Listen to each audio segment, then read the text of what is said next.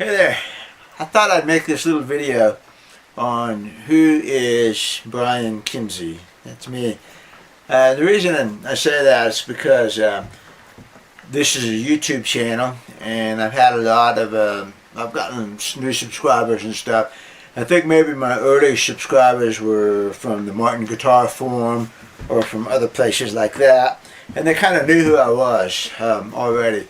I get other subscribers come in that click on the link, whatever, they subscribe, you know nothing about me. So, and I get these comments every now and then, this guy, this guy is a hack. When I get comments like that, you're writing to me. So, there's no reason to say this guy. You can say you are a hack, which I don't really think I am, but a lot of people do. But some people do, a lot of people. So I thought I would give you a little bit about my background a little bit and why I approach things kind of the way I do. So I started working on my own guitars in 1988, 85, something like that. And part of the reason I did was just because I couldn't afford. I was in college getting my master's degree and I didn't have any money. And the other thing that I noticed is I would go to Guitar People, and I had a 1973 D28 at the time, which became the Mozilla eventually. And that guitar just never played good for me.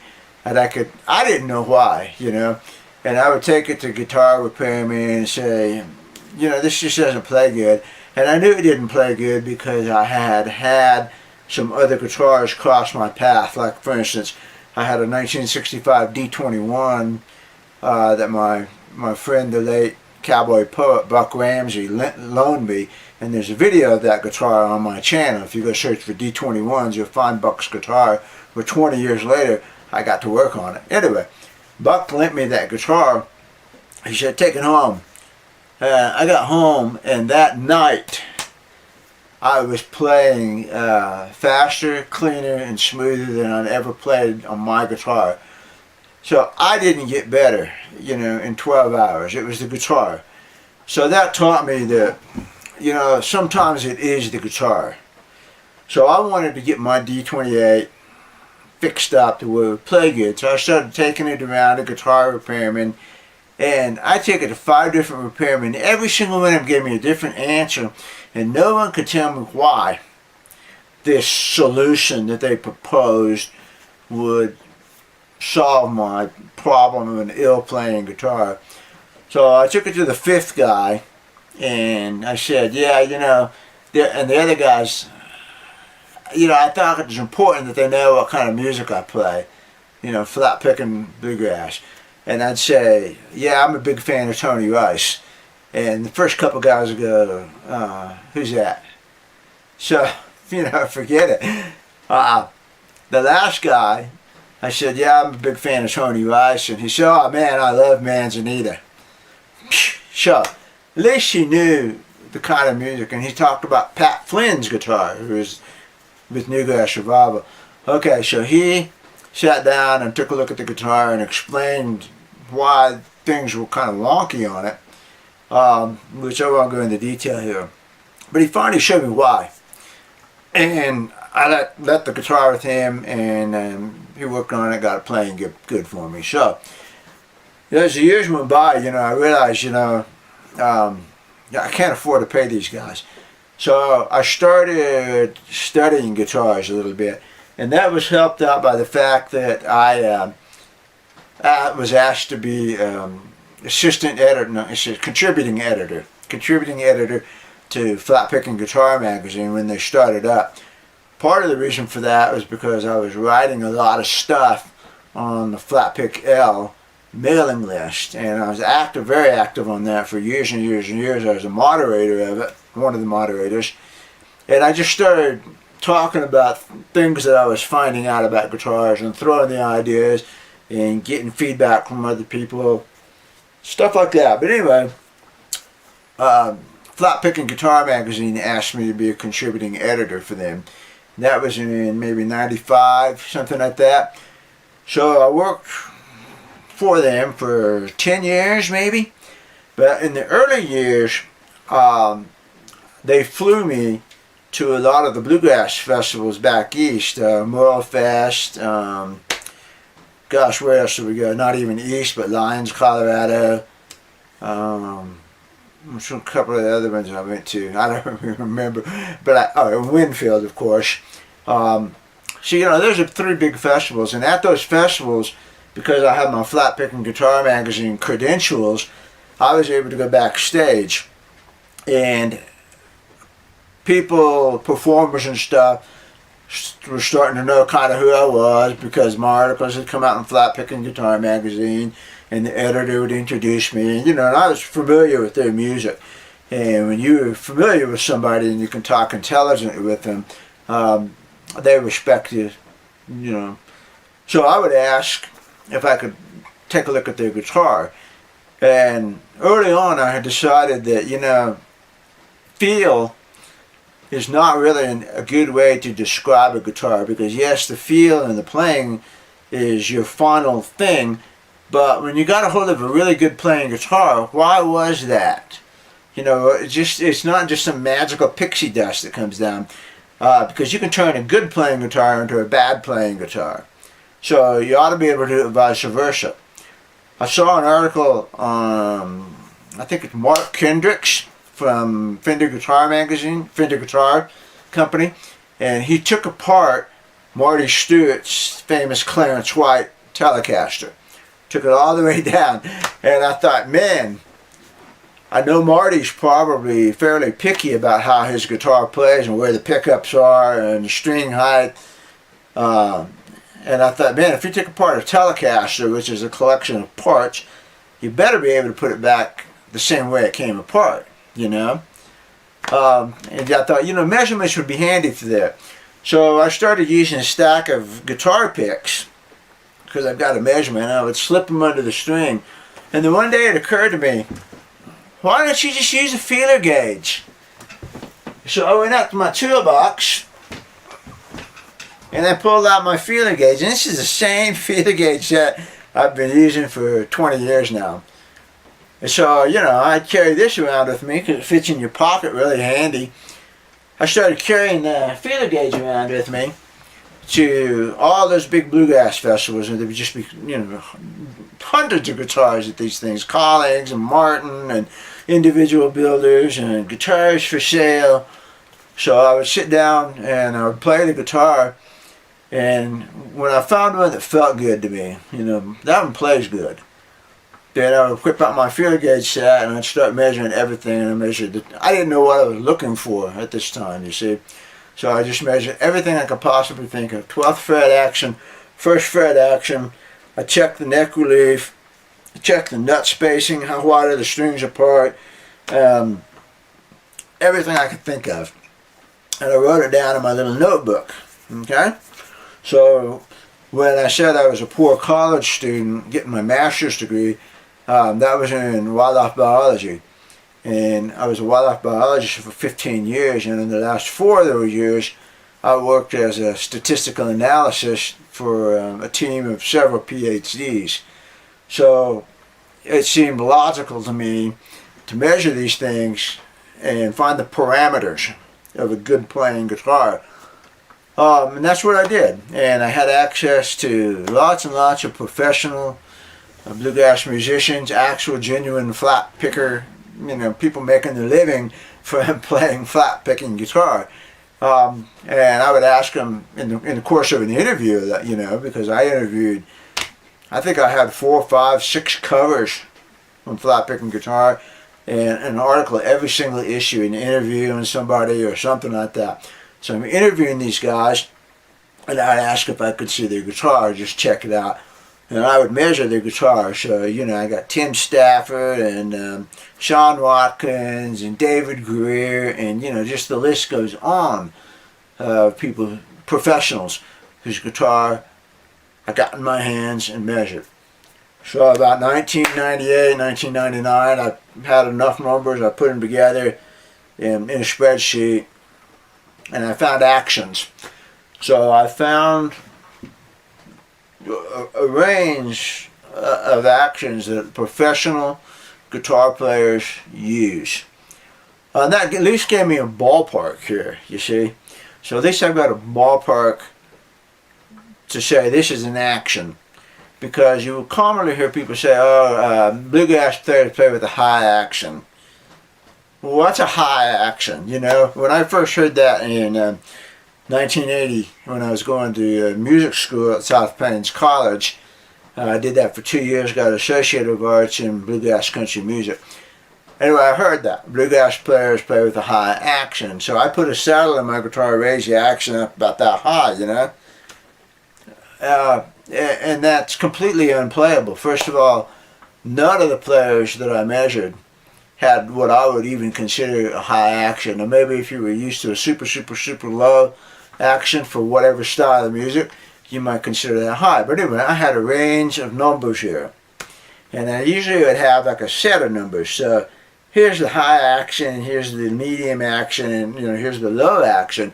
And they're pretty well defined too, there's not a lot of overlap. It's like, this is the set of the high actions, and this is the set of the mediums, and these are the lows, and the numbers define that height, not anything else. So, I had a bunch of numbers on well-playing guitars and professionals' guitars. And I started writing about that on flat pick L. And a couple of guys said, man, I want to send you my guitar. You sound like you know what you're talking about. And I'm like, well, But people started sending me guitars to work on. So I kind of learned on the job. I didn't know a whole lot about things at that time. I didn't know the details and the tricks and the traps that you fall into. I had several main mentors, if you will, all of whom I met at the festivals when I was writing for Flat Pick and Guitar Magazine. And first, absolutely Lynn Dunbostel. Lynn was the single most encouraging person to get me started in actually working on guitars. Okay? And Lynn introduced me to a lot of people. The second person was John Arnold, who Lynn introduced me to because John was also Lynn's kind of mentor. I consider John Arnold to be the pretty much my epitome, if you will. And then, let's see, John, Lynn, Randy Lucas. Randy Lucas was another major help. And again, Randy talked to Lynn and talked to John. So here I've got three guys that are all kind of the same school. John is definitely the teacher, the starter of all these. He's the guy you go to for information. I had all three of these guys here encouraging me, helping me. I'd ask them questions. They'd answer. They'd show me some things. Those three guys were mentors. The fourth guy came in later, and that's Mario Prue. And so what happened at 2000, year 2000, Y2K, I went to the IBMA, International Bluegrass Music Association event in Louisville, which is a big trade show, huge trade show. Everybody's there. And Mario and I had been talking a lot on email, so we roomed together at IBMA, which was really the first time I met him. And he brought a couple of his guitars with him, and wow, man, I was just blown away by these things. But my fear with getting into guitar setup was, at that time, setup was all I could do. I couldn't do finish work, and I couldn't do retopping the guitar, rebracing the guitar. That stuff was all mysterious stuff, and so I was afraid to advertise or let it be known that I was doing setups. But Mario said, no, there's a niche for setup, because a lot of these guys that do all the stuff can't set up a guitar.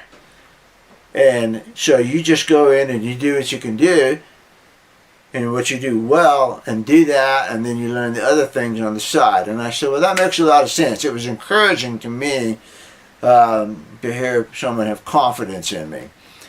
And so, Mario Prue, even though he came later, major influence. And we'd swap ideas all the time, especially back then when we were both developing our stuff. We would trade ideas and experiences without hearing what the other said. So Mario, definitely massive influence. Lynn's the guy that got it going, but Mario's the guy that made it happen. Then who else? Frank Ford was also, Frank Ford and Jim Baggett. Two more kind of influences, where Frank would answer my emails a lot of times and give me his experience.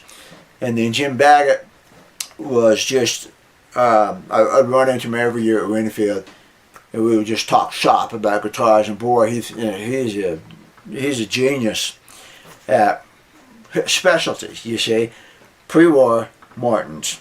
I mean, man, he is the guy for that. So we would talk about some repair techniques, pros and cons, and things like that. So there's my influences. So I started doing guitar repair, mostly setup, and then I started getting into neck resets and frets and things like that, of course. And the frets were probably one of the more challenging things to get a good, clean, level fret job. And I don't like to sand frets down, to make them level. I want them to be level, and that's the sign to me of a good fret job. So I started really working at fret jobs because there's huge demand for them. And the neck resets, and Mario was right.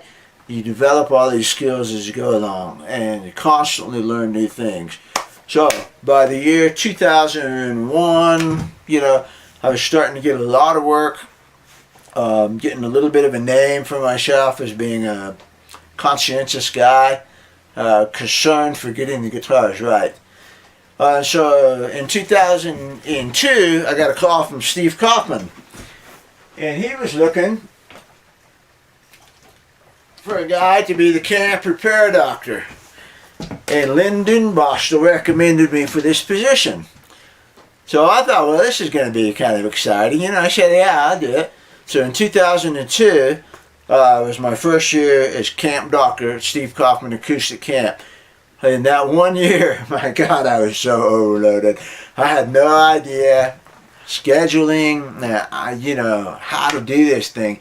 And there would be a constant line of people outside the door. And I mean just constant. So the first year, I missed every single breakfast and every single lunch, every single day. I started work at about 6:30 a.m. and went to bed at 11:30 p.m. every single day. Occasionally people would bring me food. That's the other way I live. Now, that was the first year, and I learned a lot from that. And the second year then, I figured out scheduling, and I figured out that I've got to have lunch, so I would set an alarm clock there, and I got to go to lunch, but I would talk to people on the way over there, and so, do business and that kind of thing. And that just really worked out. Anyway, I ended up doing this for 9 years at Steve Kaufman's Acoustic Camp. And I would typically work on 40 to 50 guitars that week. What this gave me was not only a lot of exposure to people, and most of the guys, a lot of my customers today are as a direct result of camp. But it also gave me immediate feedback. So that's the thing I'm lacking when people ship guitars into me, which 90% of the guitars I work on are shipped into me because I live in a remote place in New Mexico. That's just the way it is. And I don't get immediate feedback from people. So at Kaufman Camp, I got immediate feedback from people. I could hand the guitar and say, how is it? And they would say, oh, it's great.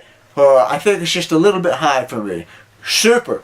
I take it right back, make a change, hand it back to them. And again, I paid attention to all of these numbers, and I found out that my standard setup spec is really good for 90% of people, I bet.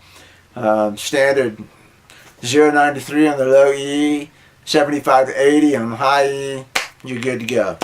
Alright, so I got immediate feedback from this camp, so a lot of exposure. I also did 2 years at Gerald Jones Acoustic Music Camp in Dallas, Texas. And this is a much smaller camp than Kaufman, but it's maybe more intimate. You get a little bit more personal interaction with the teachers. I don't know. I'll just tell you, it's a really fun camp. And I did it for 2 years. I was going to do it for a third, and I just had so many life things going on. I just couldn't do it. So regretfully, I bailed that year, and then that was about the end of the camp doctor stuff. There wasn't as much work at acoustic music. I would do a couple things a day. I had a lot of free time, but that was great because then I got to go to the concerts and the workshops, you know, a few things. So I had a blast at both of those things. Okay, so that was my work history, okay? Then I quit Kaufman Camp in 2009, I think was my last one. I went back once as a camper, but you know, that was different. That was for personal reasons. So 9 was about the last year that I worked at Kaufman Camp.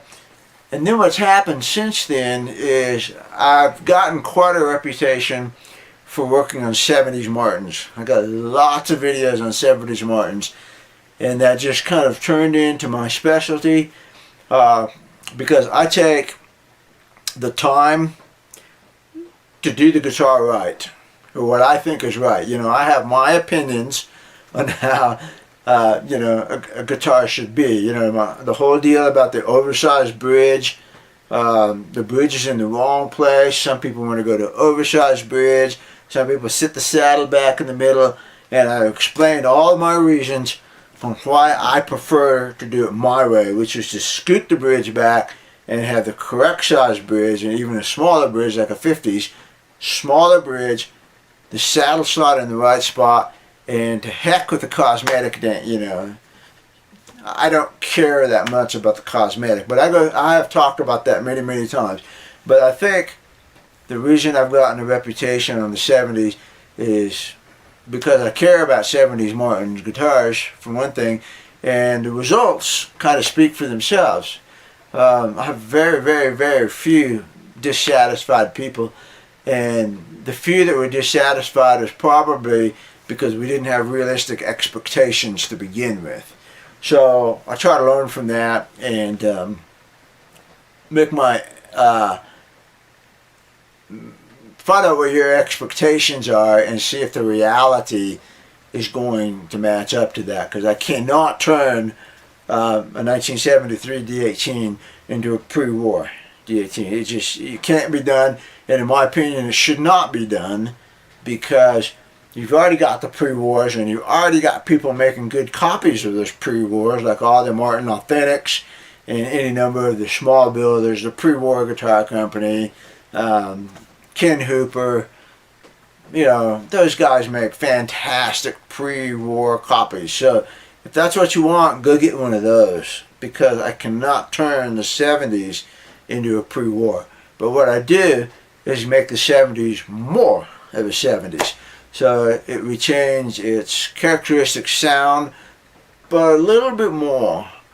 And then it plays in tune, which is the biggest thing for me. Anyway, the point is I have that attitude that I'm going to make a 1970s Martin D28, D18, 35, 45, whatever.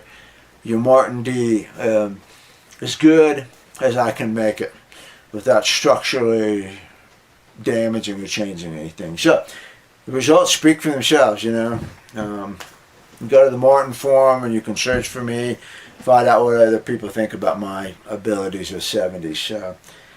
Okay, so I think the couple things here that make me sometimes different from other luthiers. I have a different attitude. I mean, I guarantee you I have a mechanic attitude. I'm not an artist, you know. I don't really care about certain aspects of it. There's certain aspects that I really care a lot about, like the bridge size and the structural part of that bridge to be more like the old guitars, which, you know, are the standard for me. So I'm very picky about that, but I'm not picky about cosmetics, and I'm not picky about just some of the artistic stuff. I am a mechanic, and part of the reason that I think I'm good with guitars is because I've worked on dirt bikes since I was 12 years old. I could rebuild a complete dirt bike engine, rebuild the transmission, all the bearings, the crank. I mean, I can do everything like that. And when you can do something like that, you're used to working precisionally. You got to torque the bolts, you got to put them on the right way. This and that has to be done exactly right, or you're going to blow up your motor when you start. A lot of people are critical. Oh, you can't use a feeler gauge for those things. Well, a modern 4-stroke racing dirt bike engine, you better get the valves within 2/1000ths of an inch. And that's working on an oily motor, usually down at an angle, up into here. You gotta, you can't just put your feeler gauge there. You have to get it up over this thing and over that. And you better get the specs within 2/1000ths of an inch, or you're gonna blow the bike up. So yeah, I am used to working with precision. And it can be done. I mean, I know it can be done because you're working on a dirt bike, and you're measuring all kinds of very, very small measurements, a ring gap on a piston, just small measurements. You get used to taking them. The guitar is easy compared to that. You don't get your hands out greasy. You can see it. So a lot of my attitude comes from the mechanic attitude. And I noticed like John Arnold restores vintage automobiles, So there's a mechanic. Then Dunebus will build so much of his stuff, bicycles too, So he's got the mechanical thing. Mario Pru can completely outdo me when it comes to rebuilding stuff. God, he can work on motors and boats and all of these things. His car, mechanical skill. So I think that's one thing. I'm just not afraid of the tools or trying to get precision on it. I've got a lot of that and mechanical skill. So the second thing is I can play guitar. Remember, I started out as a player. I think sometimes good Luthiers are not very good players. Frank Ford, great Luthier, but he himself says he can barely play. He might be able to play better than that, but his reputation as a player is not there. So you got a group of Luthiers who are good mechanics, and then you have other ones, or players, who are good players, and then you've got others that don't play.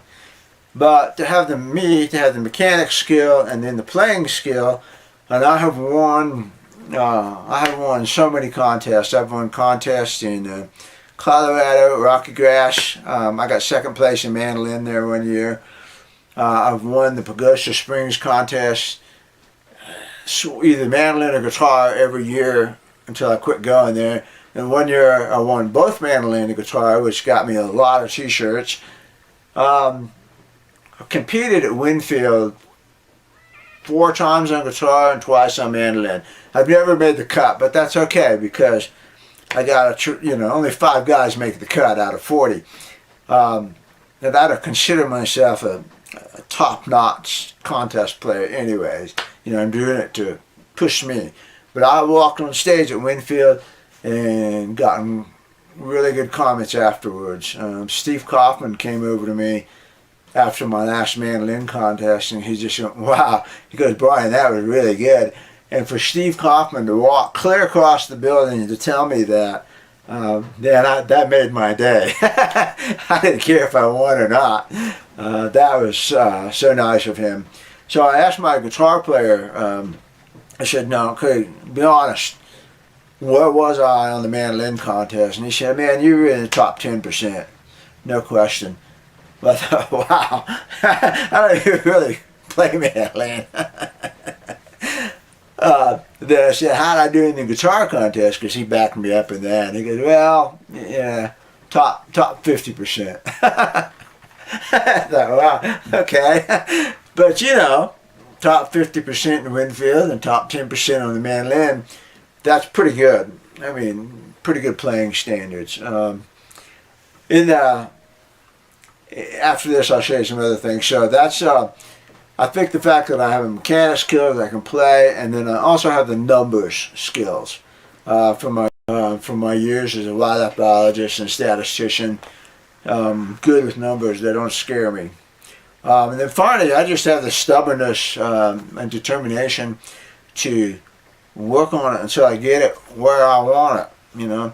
Sometimes shops that are under pressure to produce income, I don't want to take the time, you know. But I'm not under that pressure. This is not my job. I don't have to make a living doing guitars. I only do this for because I like it and because it produces some side income, you know, which could be my full-time income. But I'm not under any pressure to work on anybody's guitars. And so I'm going to take however long it takes to get it right, you know, to where I'm happy with everything.